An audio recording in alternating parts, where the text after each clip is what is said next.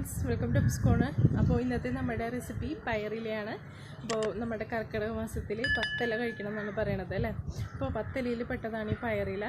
അപ്പോൾ പയറില നമ്മളെ വീട്ടിൽ വളർത്തുന്ന പയറുണ്ടാവുമല്ലോ, അപ്പോൾ അതിൻ്റെ ഇലയാണ് നമ്മൾ ഇതിന് വേണ്ടിയിട്ട് യൂസ് ചെയ്യുന്നത്. അപ്പോൾ ഇത് കടയിലൊന്നും വാങ്ങിക്കാനായിട്ട് കിട്ടില്ല. അപ്പോൾ നമുക്ക് പയറില തോരൻ്റെ റെസിപ്പി എങ്ങനെയാണെന്ന് നോക്കിയിട്ട് വരാം.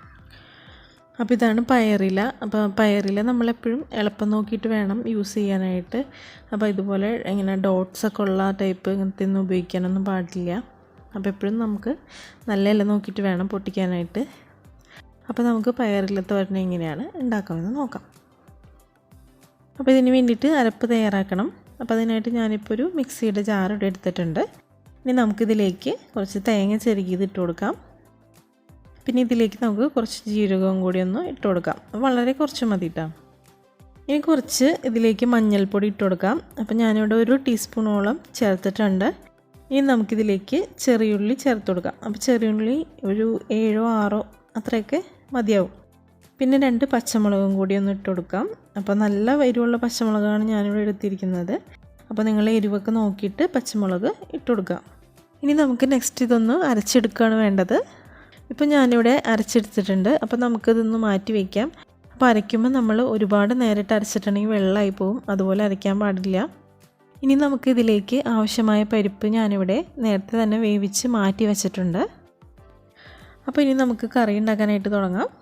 അപ്പോൾ ഞാനിവിടെ ഒരു ചീനിച്ചട്ടി വെച്ചിട്ടുണ്ട്. അപ്പോൾ ഇതിൽ ചൂടായി വരുമ്പോൾ നമുക്കിതിലേക്ക് കുറച്ച് ഓയിൽ ഒഴിച്ച് കൊടുക്കാം. ഇനി നമുക്കിതൊന്ന് ചൂടായി വരുമ്പോൾ കടുക് ഇട്ട് കൊടുക്കാം.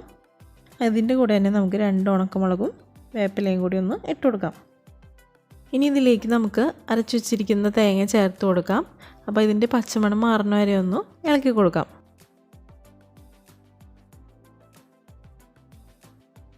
ഇനി നമുക്കിതിലേക്ക് വേവിച്ച് വെച്ചിരിക്കുന്ന പരിപ്പ് ഇട്ട് കൊടുക്കാം. അപ്പോൾ പരിപ്പ് ഓപ്ഷണലാണ്. അപ്പോൾ പെട്ടെന്നൊക്കെ ഉണ്ടാക്കാനാണെന്നുണ്ടെങ്കിൽ പരിപ്പ് ഉണ്ടാക്കൽ കുറച്ച് ബുദ്ധിമുട്ടാണ് അല്ലേ. അപ്പോൾ നമുക്ക് ആ സമയത്തൊക്കെ പരിപ്പ് ഒഴിവാക്കാവുന്നതാണ്.